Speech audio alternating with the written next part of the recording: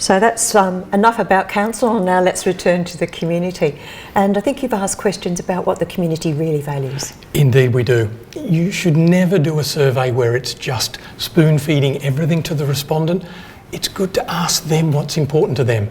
So we've got 2 or 3 open-ended questions where we say, what is it that you value about living here, and what are your priorities for the next 10 years? And that's what we've got next. So over to you then, Mark. Thanks, Deborah. So section 3, a lot of what I've gone through so far is what I call pre-coded questions, where we have given the questions to the resident and said, rate this on a scale, rate this on a scale, and so on and so forth. But sometimes you should just step back and find out what's important to the community. And so that's what this next section is all about. So we've asked 2 questions here, what we call open-ended questions. And these are, we've not given them any answers to tick. We've simply said to them, in this case, thinking generally about living in the Willoughby City Council area, what do you feel is the best thing about living here? And we've got, with 604 respondents, 604 different answers. But we group them together into themes, and we've called them net subtotals. So we've got a lot of codes, but we've grouped them together. And the first code there is central location. So the convenience to services, the close to the city, the proximity to public transport. Almost 2/3 of your residents are saying, you know what, that's what's important to me. That's what I value about this area. The second one is natural environment. So the parks, the green spaces and beauty and of the area and so on, 24%. And then the third one is community aspects, feeling of safety and friendliness and the diversity of the area at 19%. Those are all very high scores when, as I say, it's an open-ended question where people could have basically said whatever they wanted, and we've been able to group them into those core themes. The same question was asked in 2018.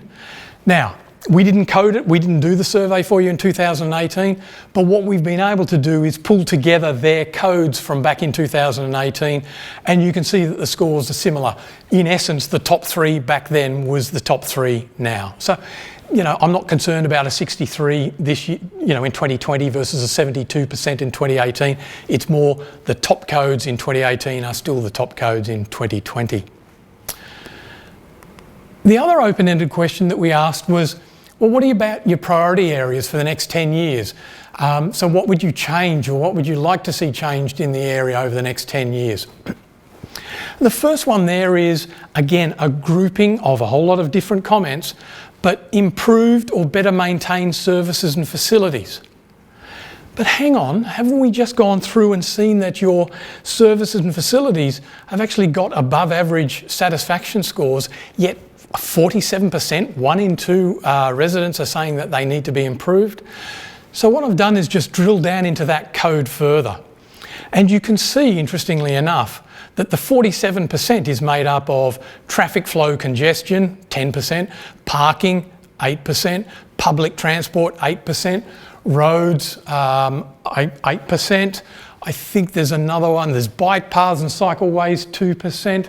So you can see that a lot of the answers here are about accessibility, which did come out as an issue earlier as well.